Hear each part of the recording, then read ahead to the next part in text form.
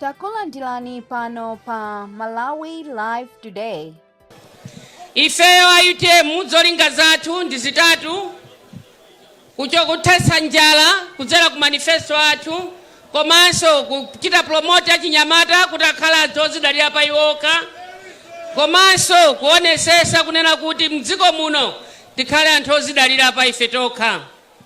Ku Malawi kuno takhala ndi mavuto osiyanasiyana, tithokoze amipingo onse, komanso koposaposa makalata amipingo amene mmalemba okwauza Malawi kuti akaone zinthu zoyenera kuti avotere. Ndipo tikuyamikireni mwanena kuti ena onsewo alibe ntchito ndipo osataya nawo anthu nthawi ukavotera kupatula UTM. Mwina munangosala pang'ono kunena UTM chifukwa Dr. Saulos Chilima anakumverani inuyo makolo ake amipingo osiyanasiyana kuti alolere alliance cholinga kuti zinthu zisinthe. Malo mosintha zinthu lero zinthu zaonongeka.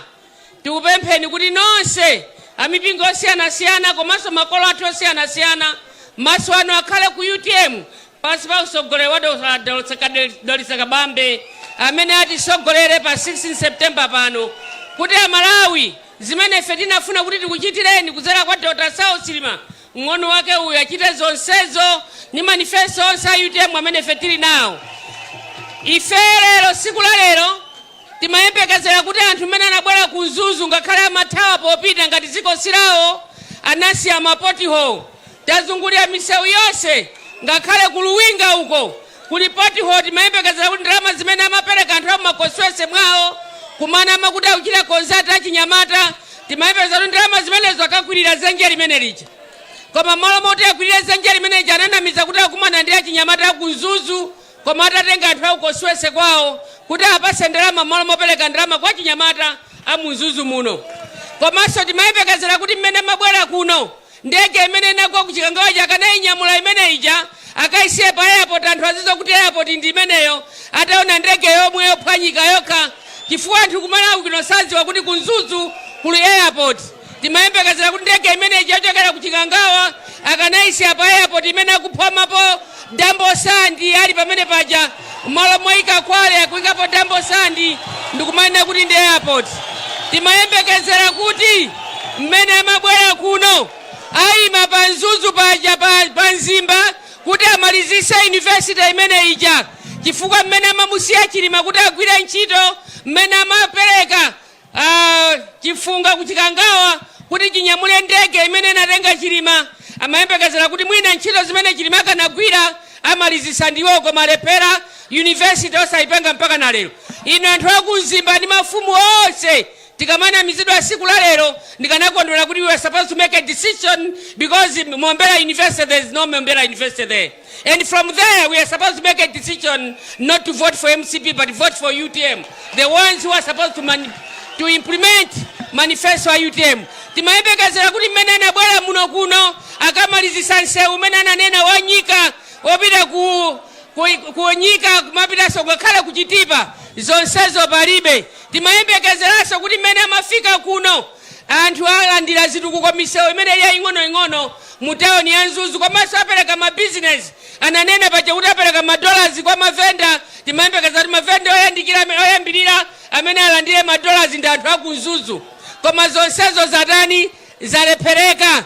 Ife tinene mawu athu uthenga wathu ndolilira Dr. Saulos Chilima.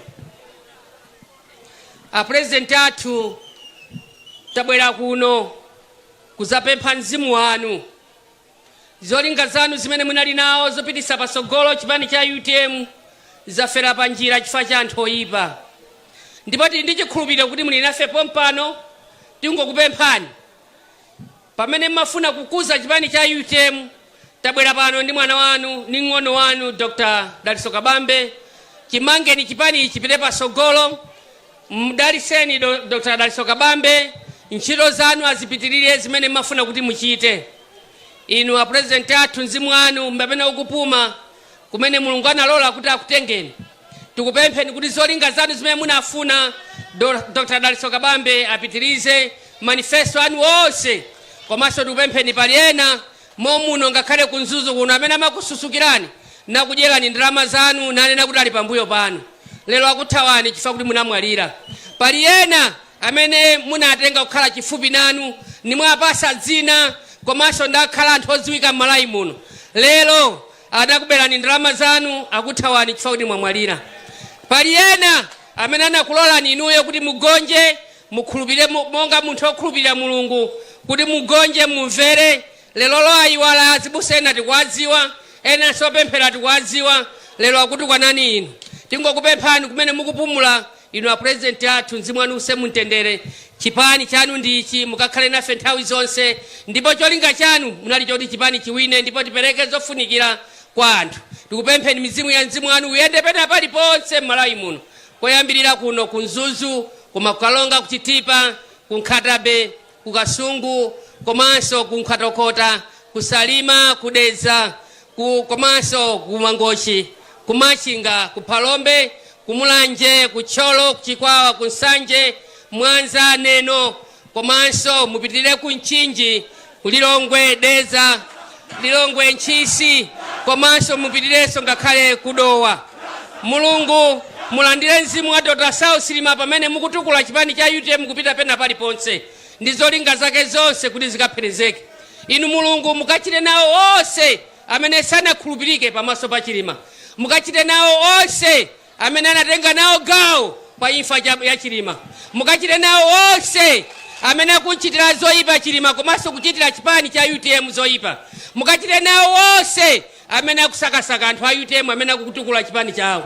Ena anabwera ndi maphapa awo amagalimoto kuno, ena anabwera ndi nsalu zawo zoyerekeza ngati za Chilima kuno, ena anabwera kumayenda khomo ndi khomo kuti asabwere ku chipani kuno koma onsewo amapanga chifukwa inu a Chilima munayika pampando. Tingopempha mzimu wawo a Chilima ukaka ng'anthe wonse mukachite nawo ndipo akaoneni Mulungu ukulu wanu kuno ku Malawi. Inu ya Chilima tingokupemphani kumene mukupumula mukapumule mumtendere timakukumbukirani nthawi zonse ndipo tidzakulirani nthawi zonse. Koma ndi pemphero lathu kuti Mulungu akamve kulira kwa chipani cha UTM. Mulungu akakhale nafe pano ndipo pa 16 September Dr. Daliso Kabambe akaime mapazi mwa Chilima anatukula dziko la Malawi nakhala president wa dziko la Malawi. Mukachite nawo inu Mulungu onse amene anatenga nawo gawo muchikangawa ndipo pa 16 September asakaone ngakhale voti na iliyonse. Mukachite nawo onse amene akufuna kukhalira chipani cha UTM kuti chife. Mukachite nawo onse pakutha pa zonse Mulungu zonse ife zimene tili nawo ngati manifesto a UTM komanso zonse zimene ife tili zonse titukulira msanja lanu kuti mukadalise wina aliyense amene ali pano komanso pamene mukalandira mzimu wa Dr. Saulos Chilima mukanong'oneze wina aliyense kunzera ku mzimu umenewu mukayendere wina aliyense kuti pa 16 September anthu akavotere chipani cha UTM. Enawo Mulungu mukachite nawo poti inu munalolera kuti mutenge mzimu wa Chilima ndipo munalolera anthu oyipawo kuti akatero. Tikupempheninso kuti muchite nawo anthu oyipawo kuti akakuziweni inu kuti ndinu Mulungu mu dzina la Yesu Khristu Ambuye athu. Amen.